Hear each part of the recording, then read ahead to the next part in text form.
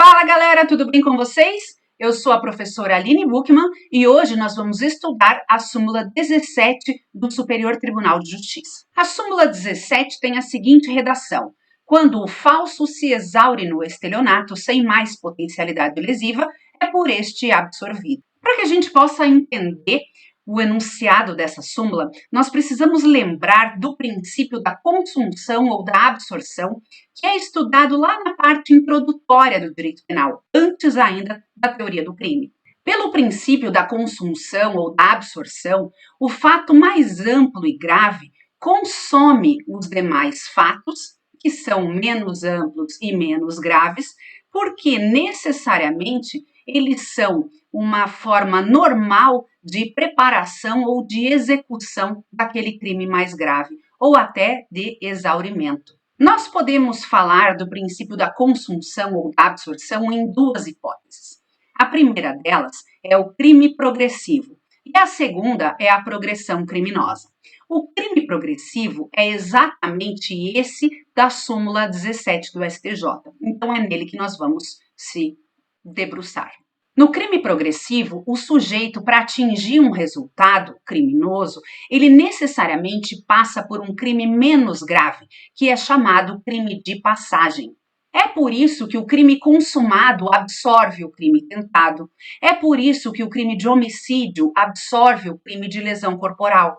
É exatamente o crime progressivo que vem disposto na súmula 17 do STJ. Então, para o sujeito praticar um estelionato, que é o considerado o crime mais grave e mais amplo, ele necessariamente passa pelo crime de falso. E aí, qualquer um deles, tá? Crime de falsidade ideológica ou falsidade documental, tanto faz. E é por este absorvido. Então, para o sujeito praticar o crime de estelionato, ele pratica, primeiramente, um crime de falso, e aí o estelionato absorve o crime de falso. Ou seja, é um crime progressivo, aplicação do princípio da consunção. Porém, essa súmula traz o seguinte, que quando o falso se exaure no estelionato sem mais potencialidade lesiva, é por este absorvido. Como que a gente deve ler essa súmula? Assim, ó, quando o falso não se exaure no estelionato, quando o falso tem mais potencialidade lesiva do que aquela apenas praticada para o crime de estelionato, aí não haverá consunção. E quando que isso acontece? Aí você precisa analisar os fatos. Veja, se eu falsifico uma folha de cheque para dar num estabelecimento comercial para comprar alguma coisa, induzindo o sujeito a erro e tal, verifique-se que essa folha de cheque falsificada, ela se exaure no estelionato. Por quê? Porque assim que eu entregar o cheque e o sujeito utilizar aquele cheque como forma de meu pagamento, eu não posso mais usar aquele cheque. Então, aquele cheque foi falsificado apenas para aquele estelionato específico.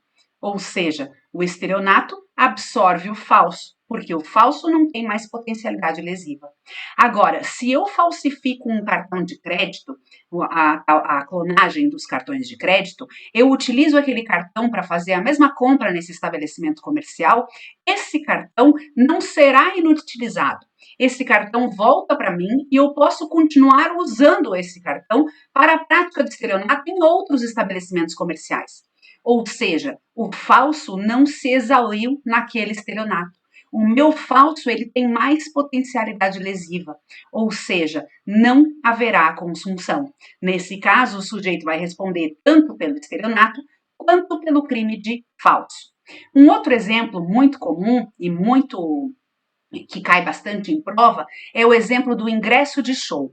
Então, se o sujeito falsifica o ingresso de show para adentrar naquele show específico, nós temos aí um crime de falso que é absorvido pelo estelionato, porque depois que ele utiliza aquele ingresso falsificado, nada mais ele pode fazer com o ingresso. Agora, se o sujeito falsifica uma carteirinha de estudante, por exemplo, para pagar metade da entrada naquele show, aquela carteirinha pode ser utilizada posteriormente para pagar meia entrada em outros shows, em outros estabelecimentos.